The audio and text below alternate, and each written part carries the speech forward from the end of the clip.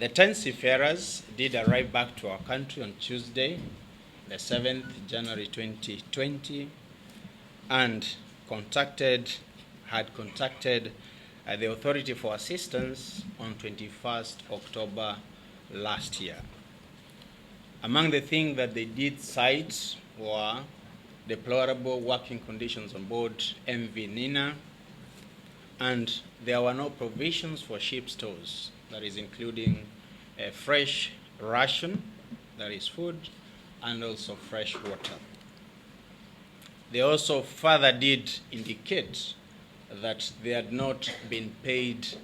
their salaries by then for 2 months. So, on receipt of this abandonment report, we from the Kenya Maritime Authority commenced investigations into the matter as guided by the International Labour Organization and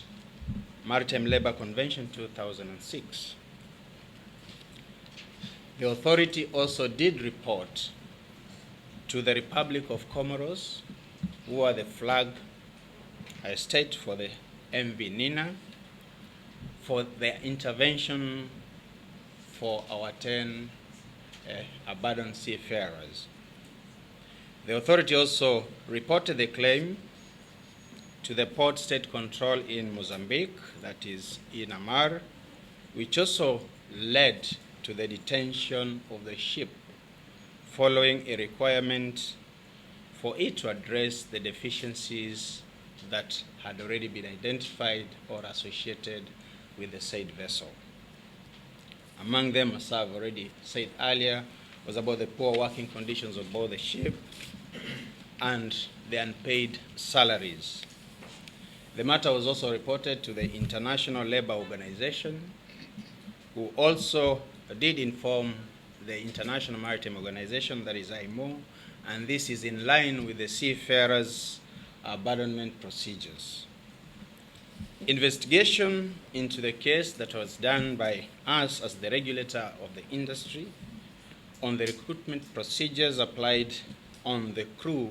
did find out that the seafarers were directly contracted by the ship agent by the name Spanfreight Limited, based in Mozambique. Our Kenyan seafarers did not inform us as the authority of the recruitment, or neither did they submit the seafarers' employment agreement to the registrar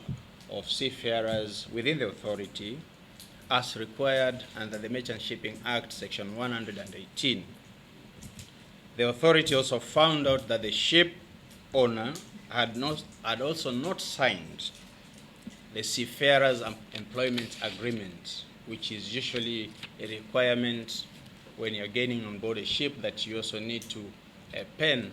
and agree on the terms that you're going to serve on board the ship. Further to this, the KMA also found out that the Kenyan seafarers' passports and continuous discharge certificates, that is the CDCs, and record books were also confiscated by the Mozambique Port State Control, that is in Amar, and immigration officials from Mozambique during the Port State Control inspections that were conducted on board the ship in October 2019. Us, as the authority, in collaboration with the Mozambique Port Control in Amar, did obtain the release of the CDCs, that is the discharge certificates, and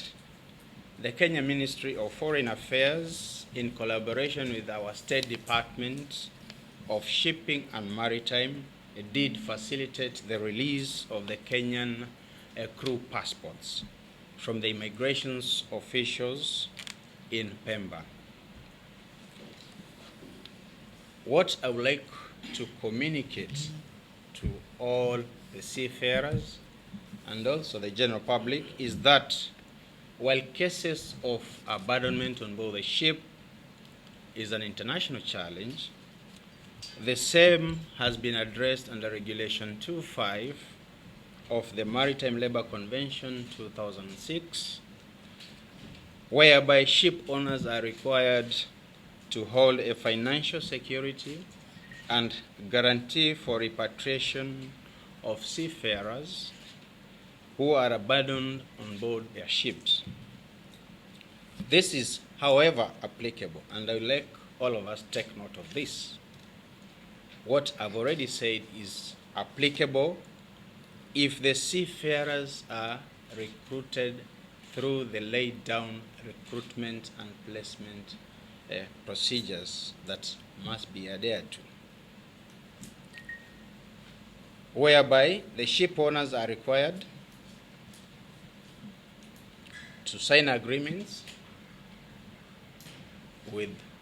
those seafarers they're supposed to hire. So,